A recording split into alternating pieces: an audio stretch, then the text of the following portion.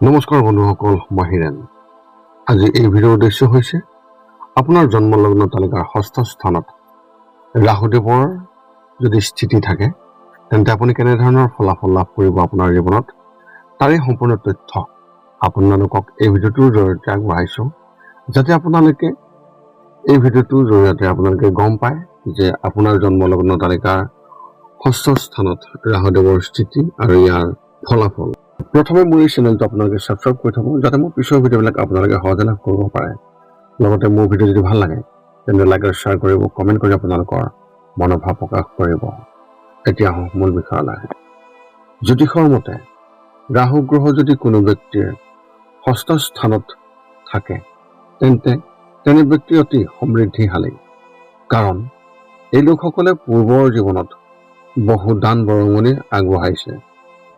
এনে ব্যক্তিয়ে ৰোগক ভয় নকৰে আৰু লগতে জীৱনত ধন সম্পত্তিও আহৰণ কৰে। এনে ব্যক্তিয়ে জীৱনত আৰ্থিক অসুবিধাৰ সন্মুখীন নহয়। জ্যোতিষত আমাৰ সকলোৰে জন্ম তালিকা 12টা ঘৰ আছে।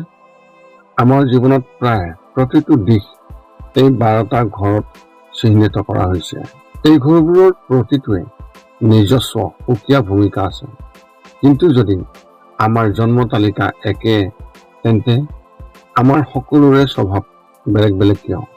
কাৰণ আমাৰ ৰাশিফলৰ এই 12টা ঘৰৰ 9টা গ্ৰহৰ স্থান বেলেগ বেলেগ হয়।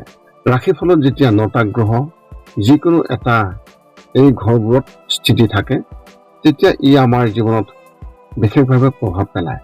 গতিকে এই ভিডিঅ'টোৰ জৰিয়তে আপোনালোকক ৰাহুদেৱৰ ষষ্ঠ স্থানত উপস্থিতি আৰু ইয়াৰ ফলত কেনেধৰণৰ পৰিণতি তাৰ বিষয়ে সম্পূৰ্ণ তথ্য আপোনালোকক আগবঢ়াইছোঁ। যদি আপোনাৰ মনত জ্যোতিষ সম্বন্ধে কিবা প্ৰশ্ন থাকে তেন্তে আপুনি আমাক কমেণ্ট কৰি এই ভিডিঅ'টোৰ তলত আমাক অৱগত কৰক, আৰু আমি আপোনালোকৰ প্ৰশ্নৰ উত্তৰ দিবলৈ আমি সকলো সময়তে সাজু আছোঁ। ষষ্ঠ স্থানত ৰাহুৰ যি তাৎপৰ্য ইয়াৰ বিষয়ে আপোনালোকে প্ৰথমে জানি লওক। সকলো গ্ৰহৰ ভিতৰত ৰাহুৰ স্থান অতি গুৰুত্বপূৰ্ণ। বৈদিক জ্যোতিষত ৰাহুক অতি নিষ্ঠুৰ আৰু পতাৰ গ্ৰহ বুলি গণ্য কৰা হয়। এনে ব্যক্তিৰ ৰাশিফলত ৰাহুৰ অশুভ স্থানত উপস্থিতিয়ে মানসিক চাপ আৰু আৰ্থিক কষ্টৰ সৃষ্টি কৰিব পাৰে। ইয়াৰ উপৰিও ৰাহু আৰু কেতু এই দুই গ্ৰহক ছায়া গ্ৰহ বুলি গণ্য কৰা হয়। জ্যোতিষৰ মতে জন্ম তালিকাৰ ষষ্ঠ স্থানক শত্ৰু ঘৰ বুলি কোৱা হয়। এজন ব্যক্তিৰ ৰাশিফলত থকা আন ঘৰবোৰৰ দৰে এই ঘৰটো বিশেষভাৱে গুৰুত্বপূৰ্ণ আৰু অনন্য।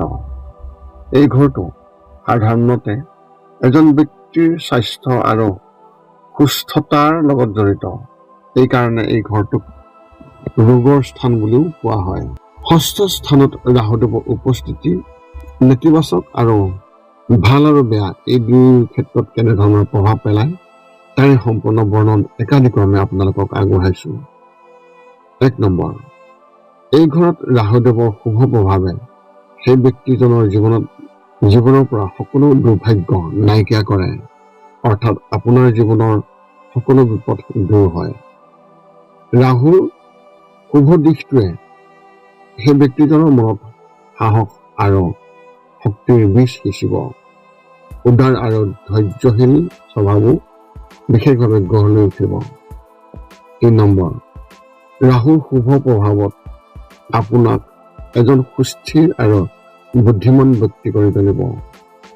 আপুনি অপৰিসীম সাহসেৰে আপোনাৰ মন ভৰি থাকিব আৰু মহান কাম সম্পন্ন কৰিবলৈ সক্ষম হ'ব।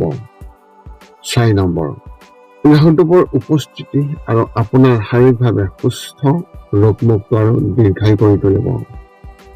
5 নম্বৰ তথ্য, আপুনি সদায় আপোনাৰ শত্ৰুক পৰাস্ত কৰিব, তেওঁলোকৰ ওপৰত আপুনি জয়লাভ কৰিব। 6 নম্বৰ তথ্য হৈছে ভৱিষ্যতে আপুনি হয়তো মহান খ্যাতি আৰু ৰাজকীয় স্বীকৃতি লাভ কৰিব পাৰে। ৰাহুৰ শুভ প্ৰভাৱে আপোনাক কঢ়িয়াই আনিব চৰকাৰৰ শুভ কৃপা। 7 নম্বৰ তথ্য হৈছে এই ঘৰত ৰাহুদেৱে আন ধৰ্মৰ লোকৰ পৰা আপোনাক বহু উপকাৰ কৰাত এক শুভ সময় কঢ়িয়াই আনিব আৰু আপোনাৰ আৰ্থিক অৱস্থাও অনুকূল হ'ব। আপুনি হয়তো এজন খুবেই ধনী ব্যক্তি হ'ব পাৰে। 8 নম্বৰ তথ্য হৈছে আপুনি গোটেই জীৱন সকলো বস্তুগত সম্পত্তি যেনে কাপোৰ, বাহন, গহনা আদি উপভোগ কৰিব। 9 নম্বৰ তথ্য ষষ্ঠ স্থানত থকা ৰাহুৱে আপোনাক অতি ভাগ্যৱান কৰি তুলিব আৰু আপোনাৰ যথেষ্ট ধন সম্পত্তি থাকিব। 10 নম্বৰ তথ্য হৈছে জ্যোতিষ ফালৰ পৰা আপোনাক জীৱনসংগীও খুবেই ভাল দিব, কিন্তু ৰাহুৰ নেতিবাচক প্ৰভাৱৰ বাবে প্ৰতিকূল লোকৰ লগত সংগতি থাকিব পাৰে। 11 নম্বৰ তথ্য হৈছে আপোনাৰ চাকৰি অস্থিৰতা এনে এক পৰিৱেশ থাকিব পাৰে।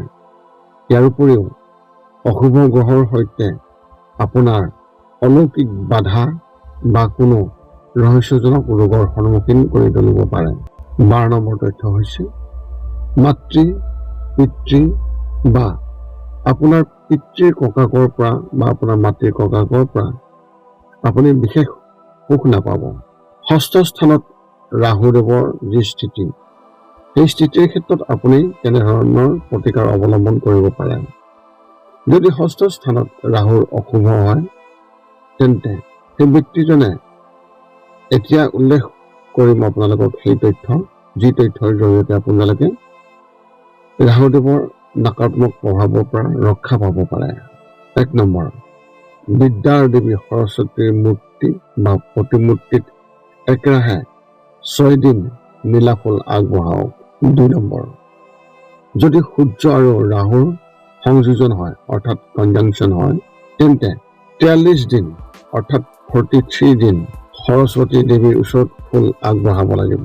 3 নম্বৰ তথ্য হৈছে এই ব্যক্তিসকলে বাদামী বা কলা কুকুৰ এটা তেওঁলোকে ঘৰত ৰাখিব আৰু গাখীৰ আৰু ৰুটিৰ সৈতে বিশেষভাৱে তেওঁক পৰিৱেশন কৰাটো অতি শুভ ফল পোৱা যাব।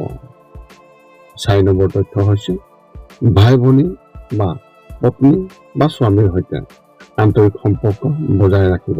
5 নম্বৰ তথ্য হৈছে যদি কোনো গোচৰ বা আদালতৰ গোচৰত অসুবিধা পায়, তেন্তে প্ৰতি শনিবাৰে 9টা ডাঙৰ কলা নিমখৰ টুকুৰা 6টা জুই জ্বলাই তাক বৈ যোৱা পানীত বিশেষভাৱে উটুৱাই দিব লাগে।